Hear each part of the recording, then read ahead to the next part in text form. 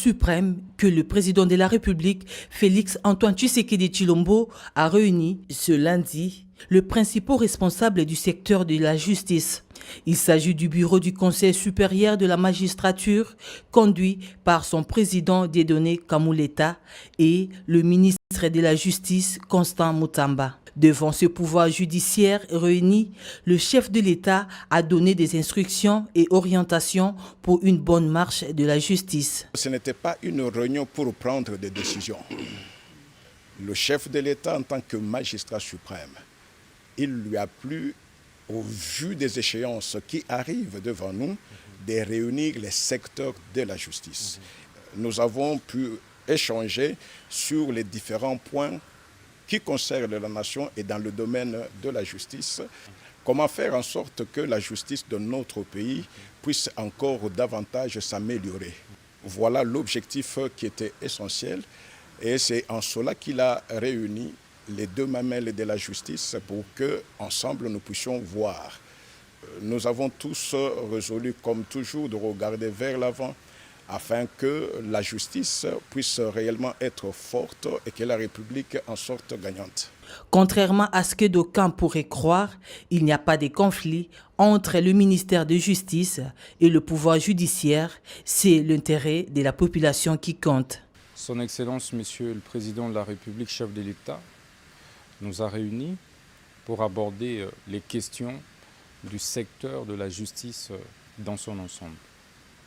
Et il nous a dicté des orientations précises pour voir dans quelle mesure améliorer la manière d'administrer notre justice au bien ou pour les mieux de notre peuple.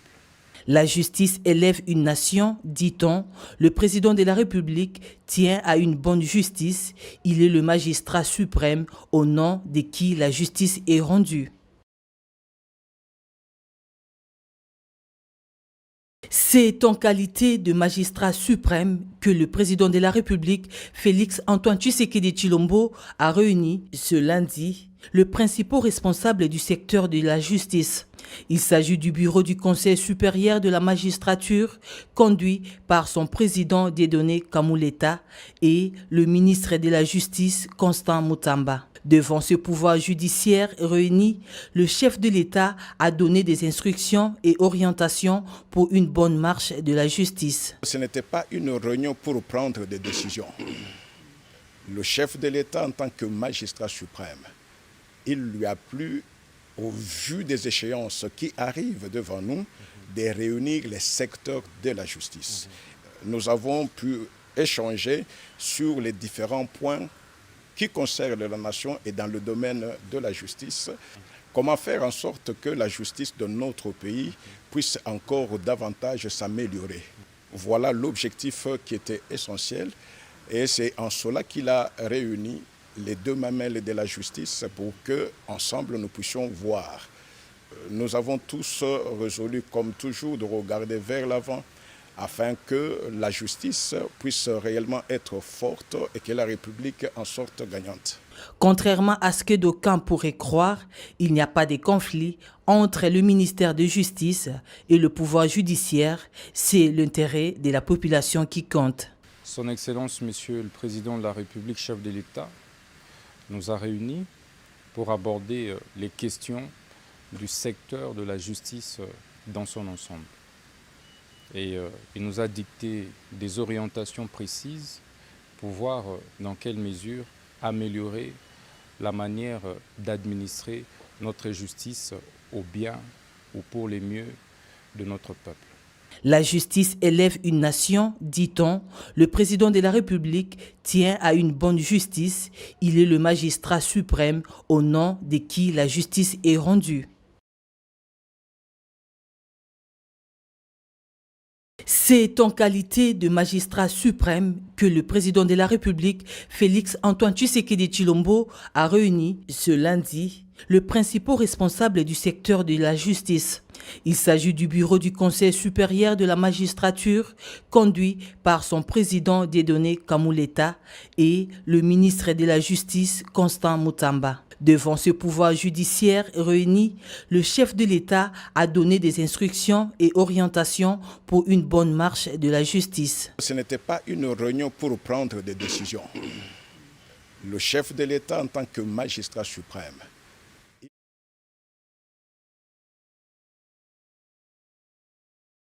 le bras séculier du gouvernement. Des moments forts retraçant l'histoire de la loi relative au marché public et le témoignage de pionniers de la réforme de marché public en RDC ont agrémenté la cérémonie de ce 2 juin 2025. L'opposant politique Martin Fayoulou tend la main au président de la République. Le président décidé dit vouloir rencontrer dans les prochains jours le chef de l'État pour des discussions directes afin de sortir la RDC de la crise. S'exprimant sur les réseaux sociaux, l'ancien candidat à la présidentielle appelle Corneille Nangaa et Joseph Kabila de cesser d'être des complices des massacres de leurs compatriotes. D'autres détails avec Edith Chalakatala. Dans un contexte où la nation a besoin de tous ses enfants, où la patrie appelle à la raison, la sortie médiatique de Martin Fayoulou Madidi, président de l'ECD, rappelle la suprématie de l'État sur les individus. Mieux, il insiste, aucune ambition ne peut justifier le pacte avec l'ennemi. Aucune frustration ne peut rationaliser le sang qui coule. Monsieur Nangaa, je vous en conjure, cessez d'être complice des massacres de nos frères et sœurs. Cessez de livrer notre sol, nos vies et nos ressources aux forces étrangères. Le sang congolais ne peut plus couler avec votre complicité. Aucune ambition ne vaut le prix de la souffrance de tout un peuple. Monsieur Kabila, aucune raison, même stratégique, ne saurait justifier une collaboration avec ceux qui déchirent notre pays. Le chemin vers la rédemption de nos erreurs passées, c'est le dialogue, pas la compétition. Vu la gravité de la situation et la menace sur l'avenir du pays, un sursaut patriotique est attendu de tous. L'RDC honorée en Côte d'Ivoire lors de la 60e assemblée annuelle de la Banque africaine de développement. Elle vient de décrocher les prix panafricains du bâtisseur Trophée Baba Ndiaye 2025 et c'est le directeur général du think tank RDC qui a reçu ces prestigieux prix pour s'être distingué positivement dans les infrastructures et les finances en RDC.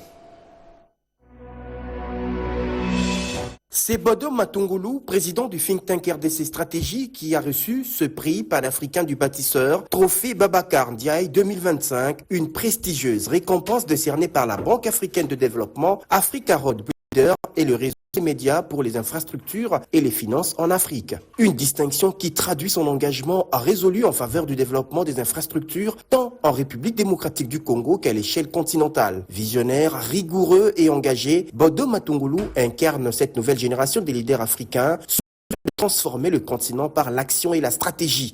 Je ne considère pas cette distinction comme étant une fin en soi, mais plutôt comme étant un signal fort.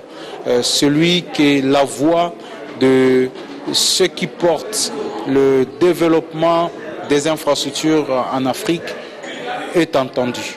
C'est en même temps ici pour nous une lourde responsabilité. Cette responsabilité de pouvoir continuer cette lutte acharnée pour doter l'Afrique des infrastructures à la dimension de ses ambitions, de son potentiel, mais aussi de sa grandeur. Le vœu le plus ardent que j'exprime ici, c'est que l'année prochaine, que ces prix du grand bâtisseur soient décernés à mon président, Félix-Antoine Tshisekedi, qui a une conviction profonde, celle de voir une Afrique debout, prospère, et aussi une Afrique qui s'engage dans le développement de ces infrastructures. Aux côtés du président angolais, Joao Lourenço, lauréat du prix Grand Bâtisseur 2025, il symbolise cet élan panafricain en faveur des infrastructures modernes et inclusives, levier essentiel pour la croissance et l'intégration régionale. Le travaux de cantonnage manuel sur la route nationale numéro 1 dans son tronçon compris entre Chibashi, Lac Mukanya dans le Kasaï central se poursuivent normalement. Ces travaux sont financés par le ministre de Mines et le vice-ministre de l'Intérieur, tous natifs du coin. Ces deux membres du gouvernement étaient sur les lieux pour inspecter les déroulements des travaux. Tete Bungoja. Le désenclavement de l'espace Grand Kasaï, comme le chef de l'État Félix Antoine Tshisekedi Tshilombo, préoccupe au plus haut point le ministre de Mines Kizito Pakabomba et sa collègue, la vice-ministre de l'Intérieur Eugénie Tshilakamba. Le long de la route nationale numéro 1, Kananga-Chibashi, Lac Mukamba et vers les contournements RN34 qui mène vers Sankuru et Lomami, l'heure de la moisson a sonné. C'est avec une grande satisfaction que le ministre des Mines Kizito Pakabomba et la vice-ministre de l'Intérieur Eugénie Tshilakamba ont inspecté les travaux de cantonnage manuel financés sur leur front propre. Hier, dans un état de délabrement très avancé, une route qui ravitaille les villes et territoires de l'espace Grand Kasaï en produit de premières nécessités suscite déjà un espoir pour les usagers. Le cortège de ces deux membres du gouvernement s'est rendu jusqu'à la bifurcation des deux routes à Mwambamboui pour s'assurer de l'évolution des travaux depuis le lancement.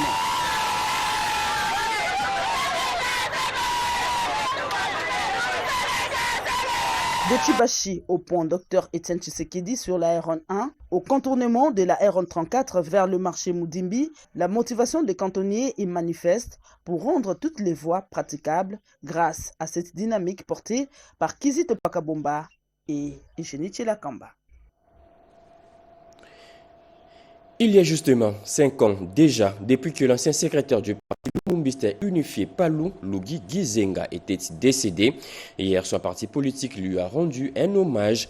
Plusieurs cadres de cette formation politique étaient présents lors de cette cérémonie, parmi lesquels le ministre de la Communication et Médias Patrico Mouyaya. D'autres détails avec Gaëtan Magalan. 5 ans après son départ dans l'au-delà, l'héritage politique de Lugi Gizenga narré lors de cette cérémonie commémorative. Sa lutte pour l'établissement de la démocratie, de la jeunesse sociale et de l'état de droit aux côtés de son père, le patriarche Antoine Gizenga Fuji, murmure les hôtes de cette cérémonie.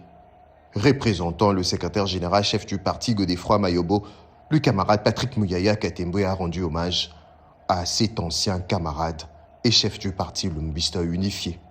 C'est donc avec un sentiment de reconnaissance, en tout cas par rapport à ce que nous avions eu comme relation, par rapport à son engagement. Et donc il était de notre devoir, 5 ans après, de venir aux côtés de sa veuve, plutôt courageuse, qui a continué à pérenniser à sa manière l'œuvre de son mari. Évidemment, nous espérons que Dieu il repose en paix et que nous qui sommes ici, nous savions quelles valeurs nous reliaient et nous continuons à travailler dans cet ordre d'esprit dicté par le patriarche Antoine Gizenga de Rosemont. Voilà de quoi susciter la reconnaissance de la veuve Marimbobo Gizenga. Je remercie l'Excellence, Monsieur le Ministre, de venir nous assister. Il a toujours fait et depuis toutes ces 5 dernières années, il nous a toujours accompagnés, moi et ma famille. Ainsi, il est toujours resté dans l'idéologie du parti, comme le patriarche l'avait toujours enseigné. Homme politique congolais engagé et membre influent du parti Lumumbista unifié, selon plusieurs témoignages enregistrés lors de cette cérémonie, Lugi Gizenga était de ces êtres rares, toujours prêts à tendre la main aux autres. Tous les notables et cadres de l'UDPS Grand Équateur soutiennent le chef de l'État Félix Antoine Tshisekedi Tshilombo dans ses efforts pour le retour de la paix dans la partie est de la RDC. Ils l'ont dit au secrétaire général de leur parti politique Augustin Kabouya. D'autres précisions avec Alain Bikaï et Jeannie Dada Chabani.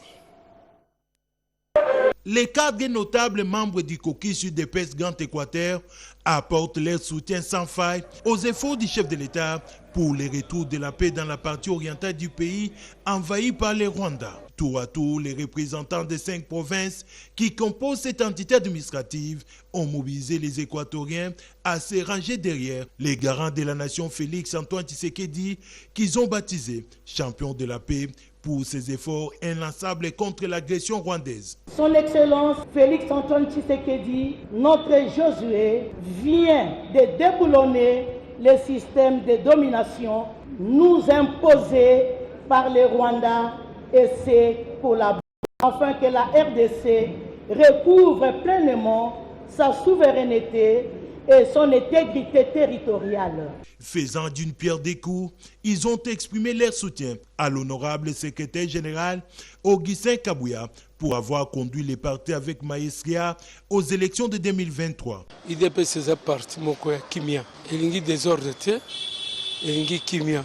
Nous, de l'UDPS, prenons la paix. Nous ne voulons pas du désordre. Nous avons invité le secrétaire général de notre parti pour l'honorer, vu la qualité de sa sagesse. Nous l'appelons désormais maréchal pour avoir porté haut l'image du parti et pour son esprit réconciliateur. Nous saluons aussi la diplomatie agissante du chef de l'État pour l'instauration durable de la paix dans l'Est du pays. Au cours de cette rencontre, le secrétaire général de l'UDPS a vu ses efforts pour la mobilisation contre l'agression rwandaise être couronnés d'une canne, symbole du pouvoir, et le titre de maréchal. Les miliciens de CRP de Thomas Lubanga en débandade au front en Ituri. Une dizaine de ces rebelles viennent d'être neutralisés. 4 sont aux arrêts et d'autres se sont retranchés dans un site de déplacés. Ceci grâce aux opérations menées par le FARDC au niveau du littoral du lac Albert. Information livrée par le porte-parole du gouverneur militaire. Lors des différentes opérations menées par l'armée au littoral du lac Albert ces jours, une dizaine de miliciens appartenant à la CRP de Thomas Lubanga ont été neutralisés et d'autres par contre se sont retranchés dans les sites de déplacés de Nyamoussassi, affirme le lieutenant Jules Ngongo Chikoudi, porte-parole du commandant des opérations et gouvernant militaire de l'Ituri. De Nyamamba, Café, Jo, Gobi, oui, où ces miliciens étaient visibles, à ce moment où nous vous parlons, ils ont été terrifiés par les forces armées et ils se sont réfugiés dans le cas de Nyamoussassi. Nous travaillons avec professionnalisme pour dénicher tous ces hors-la-loi. Nous avons récupéré les armes de guerre depuis que nous avons commencé. 14 éléments de CRP ont été neutralisés et 4 ont été capturés. Après cette frappe, l'armée invite ses miliciens à déposer les armes. La terre de l'Ituri ne doit pas être un terrain des affrontements entre les Ituriens. Et donc, il est grand temps que la CRP abandonne cette entreprise criminelle pour qu'ils puissent avoir la vie sauve. Au nom du gouverneur militaire, le lieutenant général Luboya, commandant des opérations, nous saluons ce courage de la population qui se désolidarise du jour au lendemain, qui n'a rien à voir si ce n'est pas créer encore de victimes au sein de la population iturienne. Des opérations en cours dans la chefferie de Bahema-Banyuagui sont menées actuellement par l'armée congolaise et d'autres sont en cours de planification avec l'armée ougandaise UPDF. Des milices CRP qui ont attaqué les autodéfenses. Et c'est ça que nous déplorons. Parce que apparemment les autres ont choisi la voie de la paix, le camp de la patrie, ça a été dit, et les autres ont voulu les attaquer et c'est ce qui se passe actuellement à Nizi. Malheureusement, la CRP a causé des morts dans le cas de la population de Nizi. Les forces armées de la République démocratique du Congo promettent poursuivre les opérations afin d'imposer la paix sur l'ensemble de la province de l'Ituri, une province qui est dans une phase de sa reconstruction et de son développement. Les épreuves hors session de l'examen d'État 2025 se poursuivent à travers le pays. Hier, les élèves finalistes du secondaire de la province Haut-Uélé, comme ceux d'autres provinces, ont débuté ces épreuves avec la dissertation. Le coup d'envoi dans cette province a été lancé par le gouverneur. C'est dans la cour extérieure de l'Institut Toulouba dans la commune Mendambo, que le gouverneur Jean Bakomi Togambou a donné le coup d'envoi des épreuves hors session de l'examen d'État édition 2025 dans les Hauts-Touélé ce lundi 2 juin 2025 devant toutes les autorités du secteur et des élèves finalistes. Après les mots de la chef des centres, le directeur provincial de l'EPST Hauts-Touélé, Christian Ilangawanda, a indiqué que dans son entité, un peu plus de 7000 candidats, dont plus de 3000 filles sont inscrits au rôle. Le ministre provincial du secteur, Didier Medouama, a à l'occasion salué les réalisations du gouvernement provincial dans la construction des écoles et l'amélioration des conditions de travail des enseignants et élèves. Enfin, en tant que premier parent du Haut-Touélé, le gouverneur Jean Bakomi Togambou a d'abord dédié la journée aux élèves et enseignants de l'Est qui sont sous le joug des terroristes du Rwanda avant de prodiguer des sages conseils aux candidats. Je voudrais par la même occasion saluer la vision du président de la République dans le domaine de l'enseignement, un secteur clé pour sa gouvernance, et cela s'est traduit à travers la gratuité de l'enseignement au primaire d'abord, et puis je crois que ça va continuer. Cela témoigne de sa volonté de permettre à tous nos enfants à travers la République d'avoir accès à l'éducation, préparer les jeunes à prendre la relève et à poursuivre l'élan de développement de notre cher et grand pays, la République démocratique du Congo. Chers élèves, finalistes, c'est une étape décisive. Je sais que vous allez réussir, je vous souhaite déjà bonne chance. Vous avez mon soutien, travaillez dur. Avant de quitter, il a fait la ronde de quelques salles pour constater le début des épreuves. Au revoir. Cérémonie similaire dans la province voisine dont plus de 4000 candidats, dont 1600 filles, ont passé leurs épreuves de dissertation. Ici, c'est le gouverneur qui a donné les go.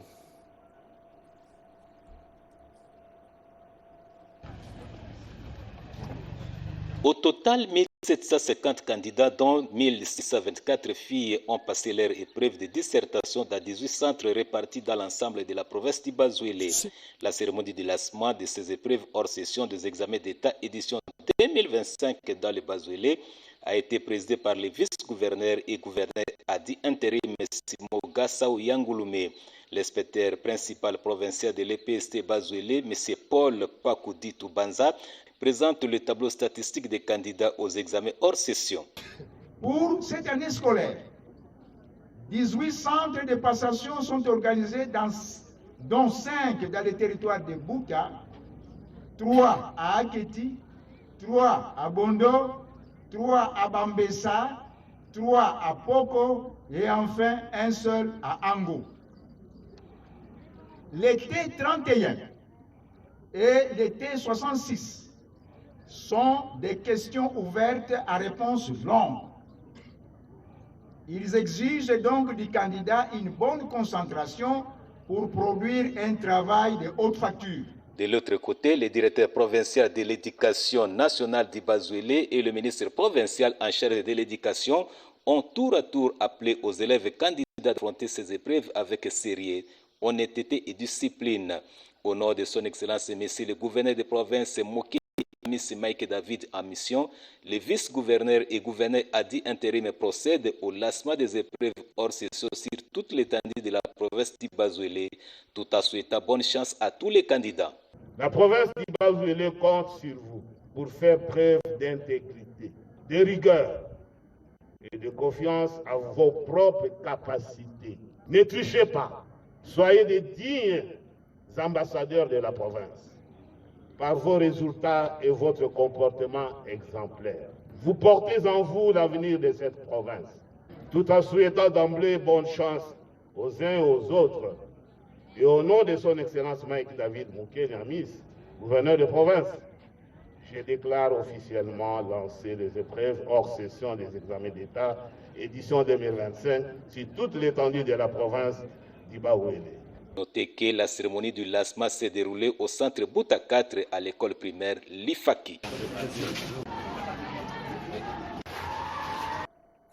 La province du Sud Kivu secouée par une catastrophe naturelle. La rivière Lilou est sortie de son lit suite aux dernières pluies diluviennes. Une situation qui a causé d'énormes dégâts matériels.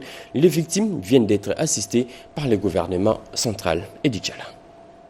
Les pluies diluviennes qui se sont abattues sur la province du Sud Kivu dans le village de Kassaba ont provoqué d'importants dégâts, entraînant le débordement de la rivière Lilou et affectant gravement les populations et leurs infrastructures.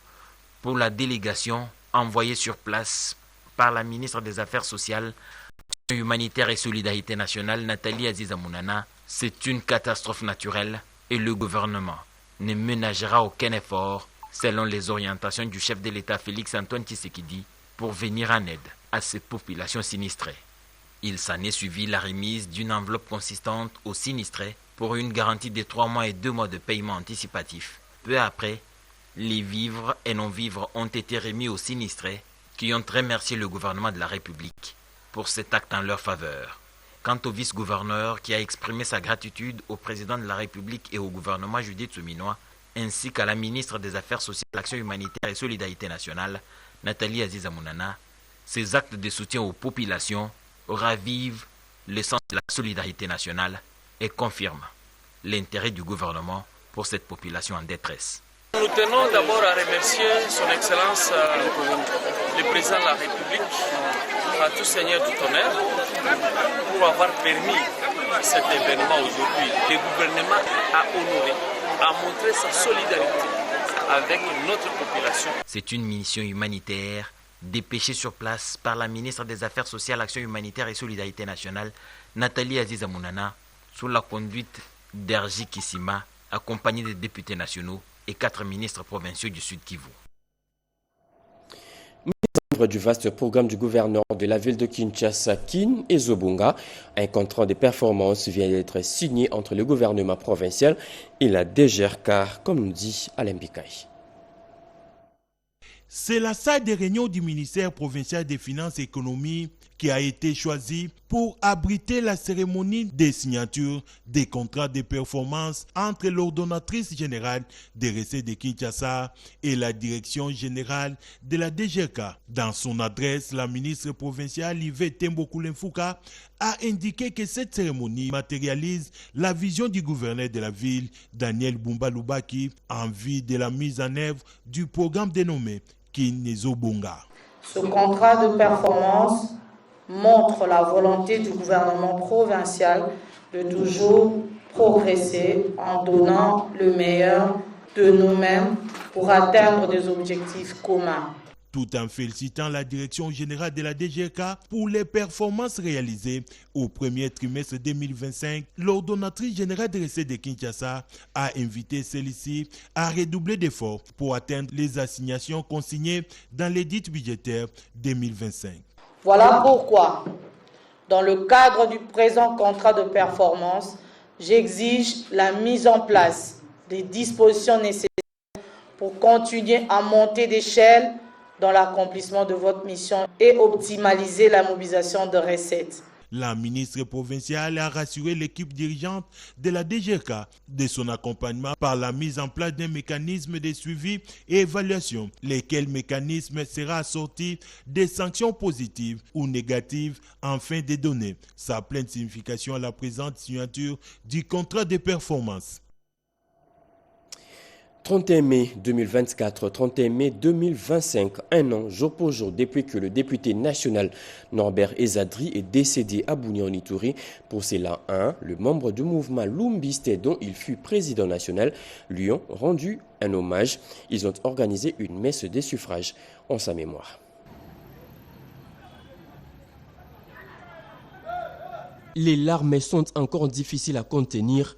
La douleur et l'émotion sont aussi vives dans chaque militante et militant du parti politique Mouvement Social Lumbiste qui n'arrivent pas à oublier leur premier président national, Norbert Ezadri, décédé il y a un an jour pour jour à Bunia-Ituri. Au cours de cette messe des suffrages organisée par sa successeur Chantal Ngoyi, actuelle présidente nationale, ici, à la paroisse Saint-Michel de Bandalungwa, ces membres du MSL ont voulu de nouveau honorer la mémoire de Norbert Ezadri et lui rendre hommage.